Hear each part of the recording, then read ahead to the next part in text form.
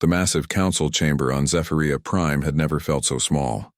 Admiral June stood at the holographic display, watching red markers disappear one by one. Each light represented a fleet, a world, millions of lives.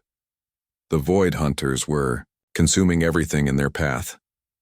"Another system gone," Captain Yoon reported, her voice hollow. "Seraph 7 fell 3 hours ago." June's hands trembled as he zoomed in on the approaching enemy fleet. The Void Hunters looked like insects, made of metal and shadow, their ships stretching across space like a plague. They had been sleeping in the void between galaxies for eons, and now they were awake and hungry. Council Leader Hana entered the chamber, her usual calm replaced by obvious fear. The other council members followed, beings from 12 different worlds all united in terror. The crystalline delegate's body flickered with nervous energy. The plant-based Verdani wilted visibly. "Status report," Hana demanded. "We've lost 40% of our combined fleets," Admiral June said. "At this rate, we have maybe 2 weeks before they reach the core worlds." "Our weapons barely scratch them," Captain Min added. "Their ships heal themselves. It's like fighting ghosts." The room fell silent except for the soft hum of machinery. Everyone knew what this meant. The great alliance that had kept peace for 3,000 years was about to end in fire. "There is one option," Hana said quietly. "The humans." The council erupted. Voices raised in a dozen languages, all saying the same thing. "No, never, absolutely, not." "They're barbarians," screeched the Etherean delegate. "We quarantine them for good reasons." "They fight wars with each other constantly," added the Verdani representative. "How can we trust them?" Admiral June had studied the human files. 600 years ago, when Earth first developed faster than light travel, they had torn across nearby systems like a storm.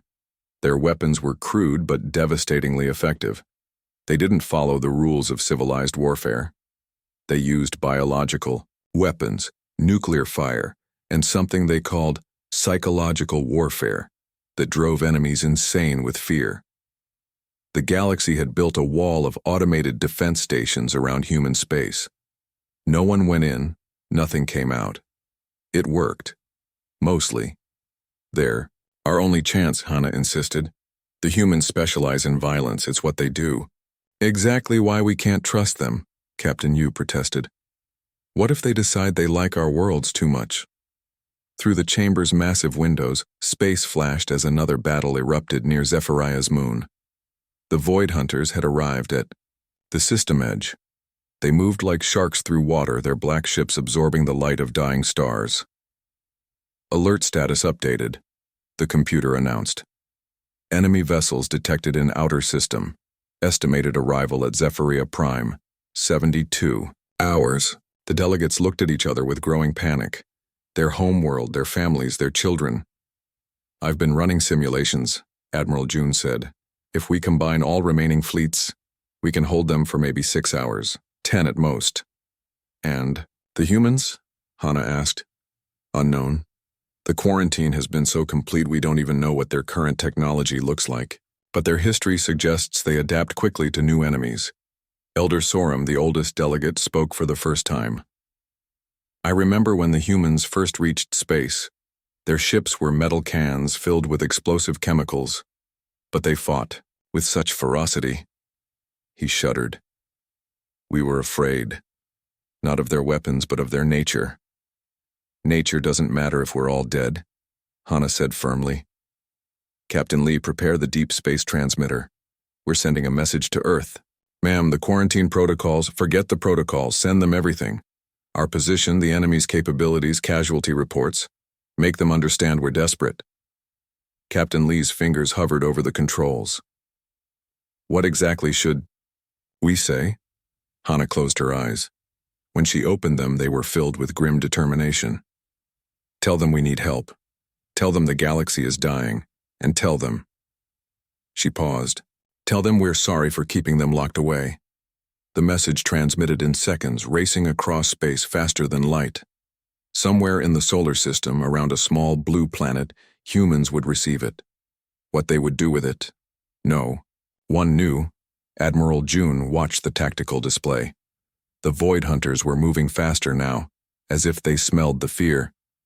Their ships blotted out the stars. "Time to human space?" Hana asked. 60 hours, Captain Lee replied. "If they respond, immediately." "Will they?" asked Captain Min. No one answered. They all knew humanity's history. The wars, the grudges, the long memories. The galaxy had abandoned Earth once. Would they return the favor now? Outside the windows, the first of the Void Hunter scouts appeared. Dark shapes against darker space. The countdown had begun. The message arrived at Luna Station at exactly 14:27 Earth Standard Time. Communications Officer Kim was drinking coffee when the alien signal burst through every channel at once. The cup slipped from her hands, shattering on the floor. "General Wan, you need to see this," she called out, her voice shaking. General Wan had been studying the latest defensive upgrades when Kim's alert came. At 62, he was too old to be surprised by much, but the desperate alien transmission left him stunned. He read it 3 times before calling an emergency meeting. In the secure briefing room beneath Earth's Lunar Command Center, the senior staff gathered quickly. Admiral Park arrived in his sleep clothes. Captain Sue came straight from the weapons testing range, still covered in dust from the latest plasma cannon trials. "How long has it been since we received any communication from them?" asked Dr. Lee, head of Alien Technology Research. 612 years, replied Colonel Han. "Not since they built their wall of death satellites around us." The room fell quiet. Everyone remembered the stories passed down through generations, how Earth had ventured into space, eager to meet new friends. How those friends had called humans monsters when they saw their weapons, how the galaxy had imprisoned them in their own solar system. "They kept us locked up like animals," Captain Min said bitterly. "And now they want our help?" General Wan stood at the large display showing the alien message. Pictures of destroyed fleets, burning worlds, and strange insect-like ships filled the screen. The desperation in the alien transmission was clear even through the translation software. "The enemy they face is impressive," Dr. Lee observed. "These Void Hunters consumed their entire fleets in weeks. That's not easy to do." "Neither is keeping humanity caged for 6 centuries, Admiral Park replied. The debate that followed was heated. Some wanted to ignore the message entirely. Others suggested sending a token force, just enough to say they tried. But General Wan had another idea. "They want our help?" he asked the room. "Then they get all of it. Every weapon, every ship, every advantage we've been building for the last 600 years. "Sir, that might be excessive," Captain Sue said carefully. One smiled, but it wasn't pleasant. "They called us barbarians. They said our methods were too violent. Let's show them what real violence looks like." The orders went out immediately. From the hidden shipyards in the asteroid belt, massive vessels emerged. Ships built with technologies the aliens had never seen. Dark matter engines, quantum disruptors, weapons that bent reality itself. Captain Sue took command of the lead ship, the Vengeance. Its hull absorbed light like a black hole, making it nearly invisible. The firing chambers held torpedoes that could crack moons in half. "Full fleet status?"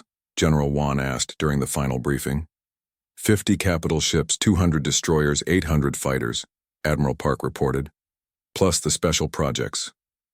The special projects were humanity's secret weapons, devices, built during their isolation, inspired by anger and determination, biological agents that could reprogram alien technology, psychological warfare systems that drove enemies insane with fear, nanite swarms that could dismantle enemy ships atom by atom. "Estimated arrival time?" one asked. 46 hours to reach their space, Captain Min answered. "The gravity drives are working perfectly." As the fleet prepared to leave, General Wan received one last report. Communications Officer Kim had been monitoring alien channels. The desperation in their messages was growing stronger. Several more worlds had fallen. "They're running out of time," she said. "Good," one replied. "Let them sweat. Let them truly understand what desperation feels like." The human fleet launched in complete silence.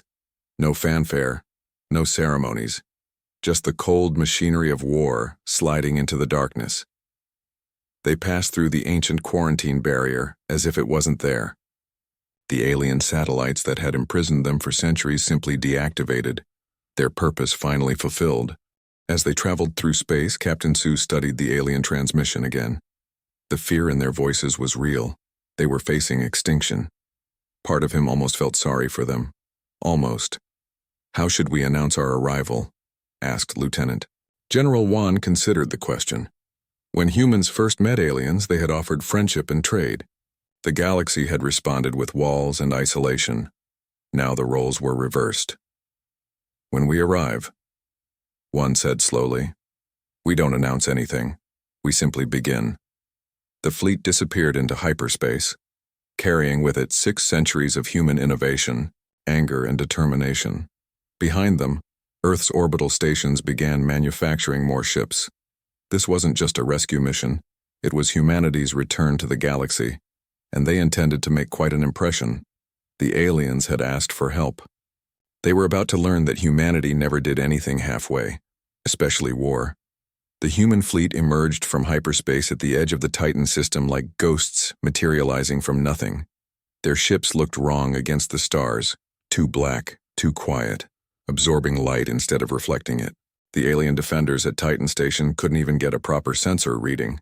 Admiral Yang of the Zephyrian Defense Fleet was relieved to see reinforcements arriving, even if they were human. His ships had been fighting the Void Hunters for 6 days straight, and his crews were exhausted. The insect-like enemy ships kept coming in endless waves.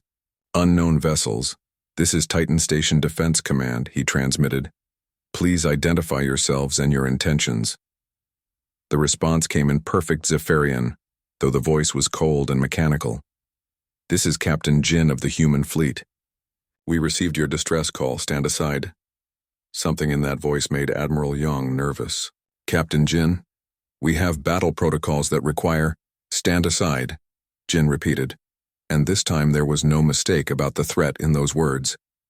Before Yang could respond, the human ships began moving.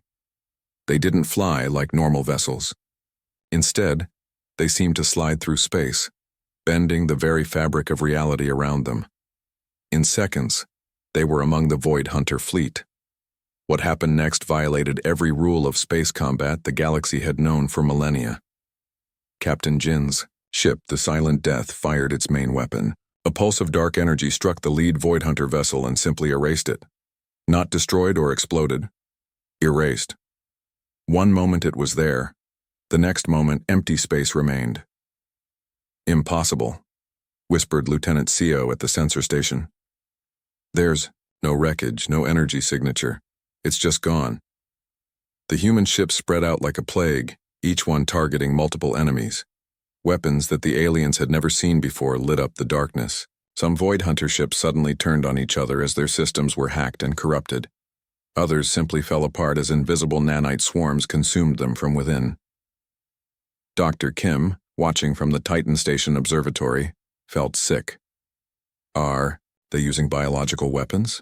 she asked. Her assistant nodded, face pale. "And worse. Look at Grid 7. One human destroyer had fired something that looked like a normal missile. When it struck a Void Hunter cruiser, the enemy ship began to age rapidly.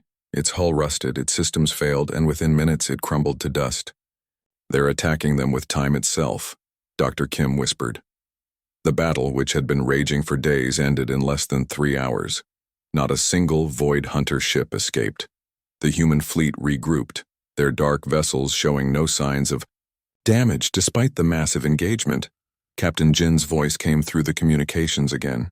"Titan system secured. Casualty report 0 human losses." Admiral Yang stared at his tactical display. The readings couldn't be right. "0 losses? How is that possible?" "We're more efficient than you," Jin replied simply. The human fleet began moving again, heading deeper into Zephyrian space where more battles raged. As they prepared to leave, one of their ships approached the station. It was smaller than the others, but somehow more frightening. Its hull seemed to shift and change like living metal. "This is Commander Lee," a new voice announced. "We're boarding your station for tactical information." "Boarding?" Admiral Yong stammered. That's against protocol. We need to. His words were cut off as something impossible happened. The human ship simply passed through the station's shields as if they weren't there. Docking clamps that shouldn't have been able to connect to alien technology locked perfectly into place. Within minutes, human soldiers were aboard Titan Station. They wore armor that seemed to be made of the same light-eating material as their ships. Their faces were hidden behind helmets that showed no features, only smooth black surfaces. Commander Lee removed his helmet, revealing a surprisingly young face with cold, dark eyes. We need your tactical data on the Void Hunters. All of it. Of course, Admiral Yong said quickly. We're grateful for your help. Lee looked at him for a long moment. Help? He almost smiled, but it wasn't pleasant. This isn't help. This is what you should have asked for 600 years ago. The humans took everything. Battle records, technology scans, strategic analyses. They worked with mechanical efficiency, copying terabytes of data in minutes. When they were done, Lee turned to leave. Captain, Dr. Kim called out. What was that weapon? The one that aged their ships? Lee paused. That? We call it Tuesday. You should see what we built on Wednesday. As the human ships departed, Admiral Young finally understood what had happened. They hadn't been rescued. They had been shown what real warfare looked like. The humans hadn't just defeated the Void Hunters. They had done it with casual ease, as if it was routine. 600 years, he whispered to himself. What did they do with 600 years of isolation? In the empty space where the Void Hunter fleet had been destroyed, strange readings appeared on the sensors. Whatever the humans had done, it had left marks on reality itself, scars that would take centuries to heal. The aliens had called for help, and humanity had answered. They were beginning to understand that answer came with consequences. The Void Hunter fleet regrouped at the edge of the Krytos system, preparing for their largest offensive yet. 3,000 ships, each the size of a city, moved in perfect formation. For millions of years, nothing had stopped them. They had consumed galaxies. Commander Lee watched them approach from the bridge of his ship, the Nightmare. The massive Void Hunter vessels dwarfed even the largest human ships, but Lee wasn't concerned. He was almost amused. All ships report ready, Captain Sue announced from the communication station. Special weapon systems are online. Lee nodded. Send the message to Fleet Command. Tell General Wan we're ready to show them something new. The human fleet spread out in a strange pattern, ships positioning themselves at specific points around the system. To the alien observers, it looked random, almost careless. They didn't understand they were seeing a carefully planned demonstration. The first weapon fired was something the humans called a Star Eater. Dr. Park had designed it during the early years of their isolation, based on theories about controlled stellar collapse. The device was no bigger than a torpedo, but what it did defied physics. The small projectile struck Krytos Prime, the system's main star.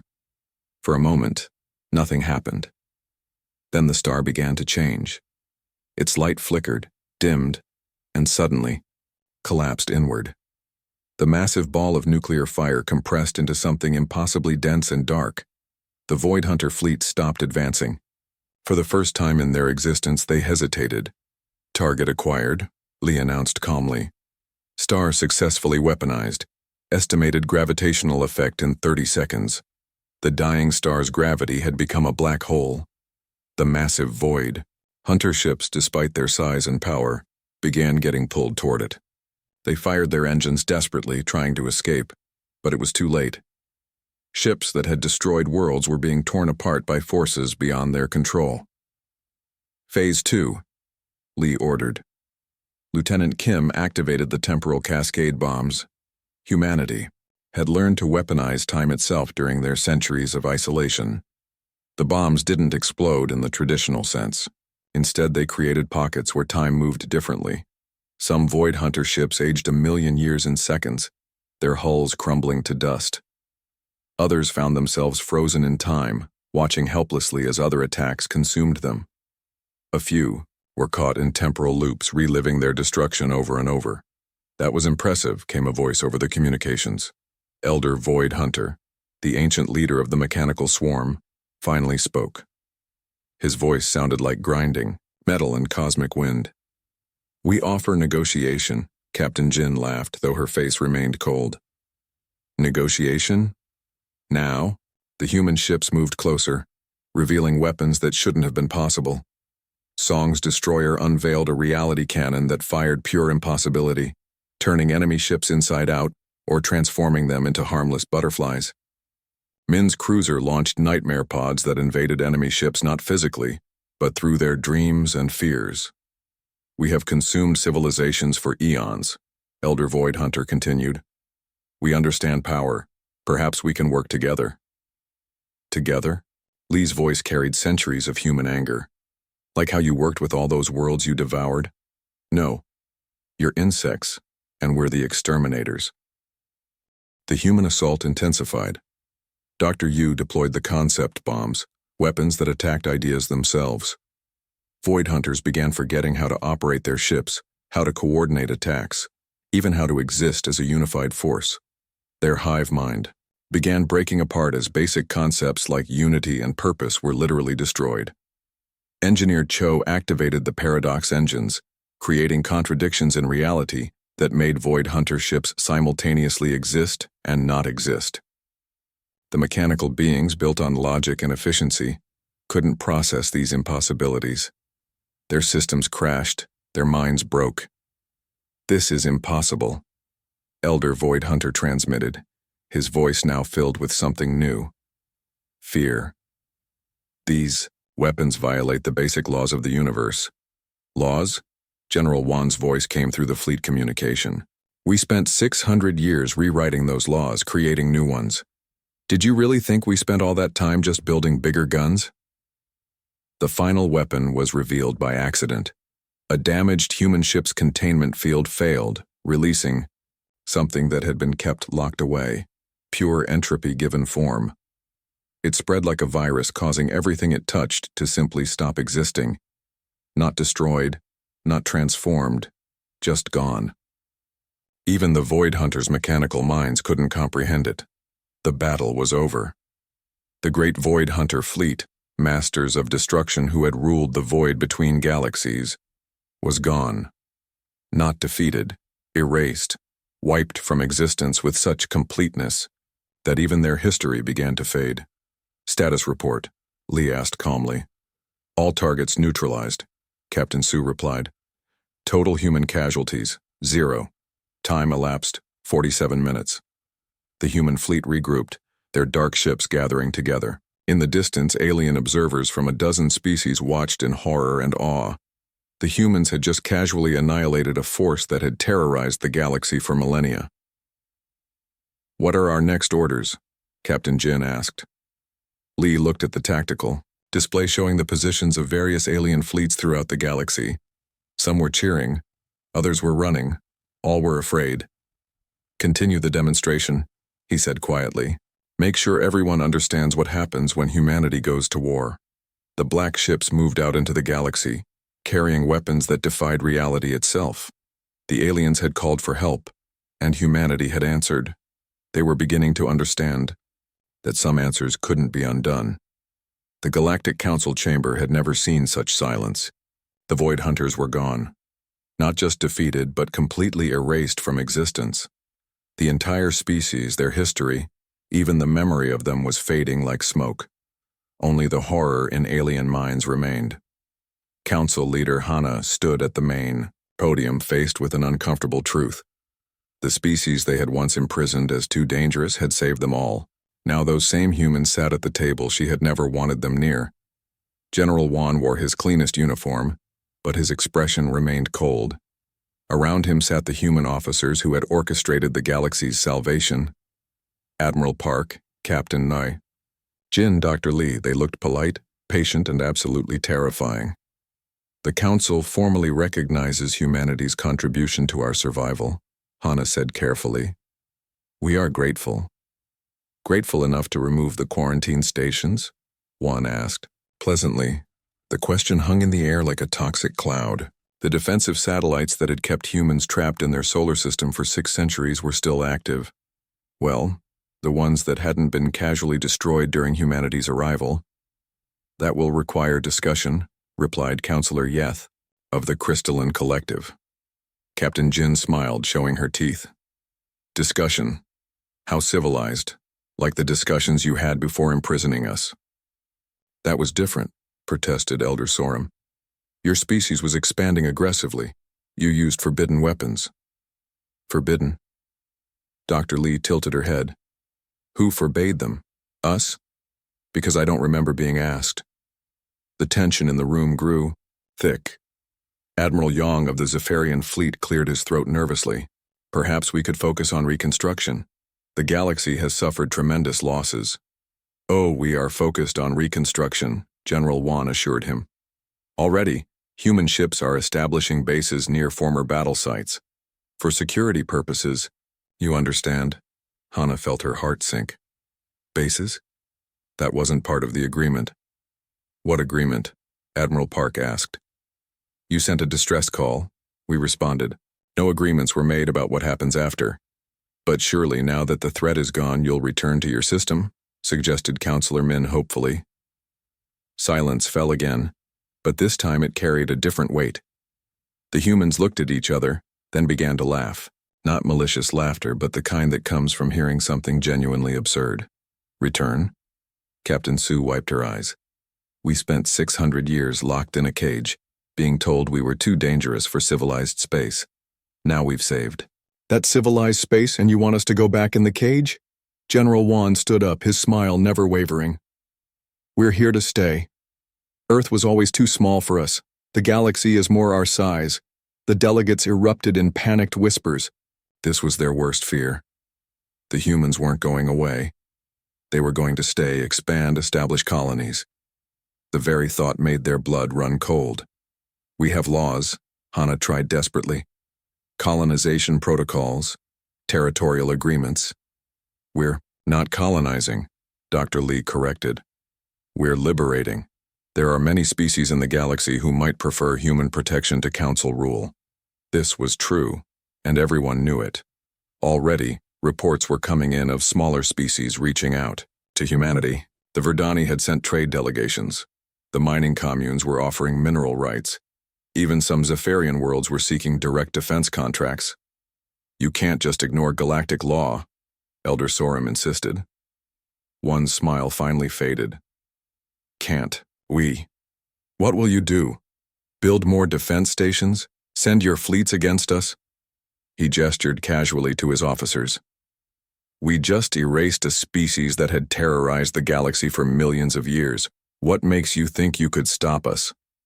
The truth of it settled over the council like a burial shroud. Without the Void Hunters, humanity was now the strongest military force in the galaxy. By far. Their weapons were beyond understanding. Their tactics beyond prediction. They had demonstrated that they could make entire fleets cease to exist. Captain, Min spoke up from the audience. If I may, distinguished counselors, we're not unreasonable. We simply want what any species wants. Room to grow, trade opportunities, and most importantly, respect. Respect, Hana repeated numbly. Yes, General Wan confirmed. The same respect you denied us for 6 centuries. The same respect you gave to species far less capable than us. Admiral Park leaned forward. Here's what's going to happen. The quarantine ends today. Human expansion will continue at our discretion. Trade will be negotiated bilaterally, not through council oversight. And humanity will have permanent seats on this council. How many seats? Asked Counselor Yeth weakly. One pretended to consider. Oh, we're not greedy. Just enough to prevent any more unfortunate decisions about caging entire species. As the meeting ended and the humans filed out, Hana remained standing at the podium. Around her, the other delegates murmured frantically about emergency sessions and defensive measures. But they all knew the truth. They had called for help and humanity had answered. The price of that salvation was freedom, humanity's freedom to do as they pleased. The cage was broken, and there was no putting it back together. The galaxy had been saved. But saved by whom and for what purpose remained to be seen. One thing was certain. The age of keeping humanity contained was over. They were free, they were powerful, and they remembered every slight. The real war might just be beginning.